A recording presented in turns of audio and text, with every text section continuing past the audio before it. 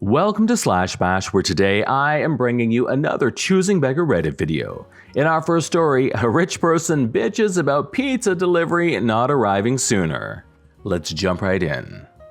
I just started working for a big pizza delivery chain and was working last night, which was super busy thanks to the Wales vs. Italy game, so a lot of orders were already a little delayed.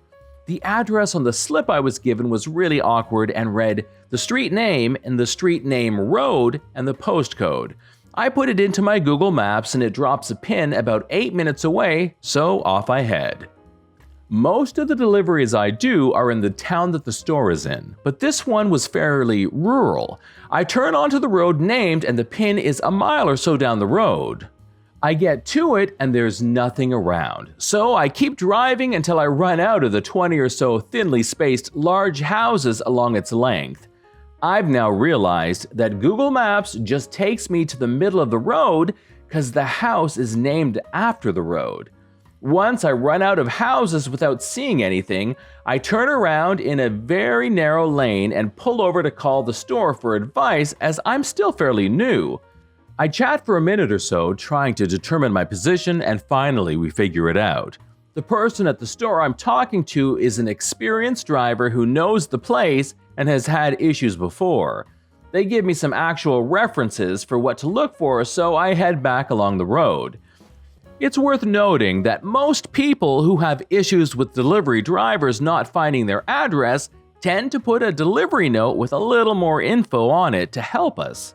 As I pull up, I see she's out by the gate to this huge, probably 6+ bed house with a long driveway and on the phone. It turns out she's on the phone back to the store, currently arguing about getting store credit, presumably due to the delayed nature of the pizza. Even if I had found this place the first time past, I'd have arrived a max 5 minutes earlier. As she finishes up complaining, I'm sitting there holding the pizza looking for anything on the gate or wall that would tell me that this was the right place. There's nothing. No house numbers. All the houses on this stretch are unnumbered. No house name or a sign or anything. As she finally hangs up, having gotten her store credit, I unbag the pizza and hand it up to her. I apologize for the delay and jokingly say, "This place is hard to find." She then says, "It's a bloody big house, and it would have been fine if you had called me," etc. The problem with that is twofold. One, I try and call the customer if I think I'm broadly in the right area and need help finding the specific house, not just somewhere on an 8-mile road. And second, she had clearly been on the phone for some time when I arrived, so she would have been on the phone complaining to the store when I would have stopped and called her. Reminder, she left no delivery note telling us to call her, so first thing I'm gonna do is drive the road and see if I can spot the house. Anyways, I head back to the store and chat with the guy who answered my call, and apparently she does this all the time. Orders pizza, doesn't add a clear address, bitches about it not turning up on time, and gets store credit again and again. If you want delivery guys to find your house, make your house actually findable. Story number 2, a homeless person asks for a coffee. This happened a few years ago, but something reminded me of this story, so I thought I would share. Off we go. One morning, I had to travel by train, and at the entrance of the train station stood a guy in dirty clothes with holes in them, not wearing shoes, so I assume it was a homeless person. When I approached the entrance, the guy asked me if I could buy him a cup of coffee at the little store in the train station. I had some time to spare before I had to go to my train, so I said sure, and as I walked in the store, he followed me inside. I wanted to go stand in line to go pay for his coffee, but the guy walked to some shelves and started getting all kinds of bags of potato chips, then walked to me and pushed them in my hands. I told him I'm not buying him all of that, and that he could choose one of the bags and that would be that.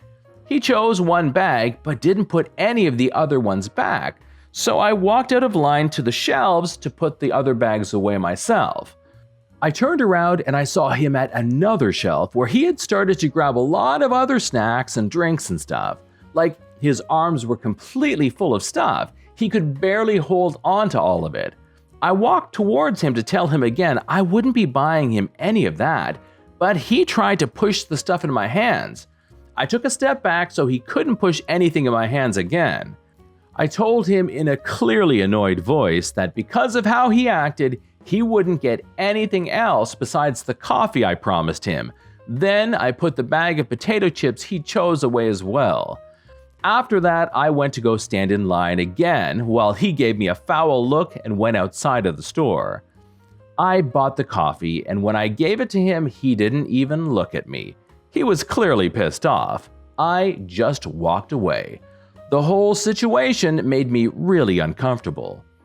It wouldn't surprise me if he threw the coffee away when I was gone. I think he tries to trick people into buying him lots of stuff because not everyone has the courage to say no when they are put on the spot like that.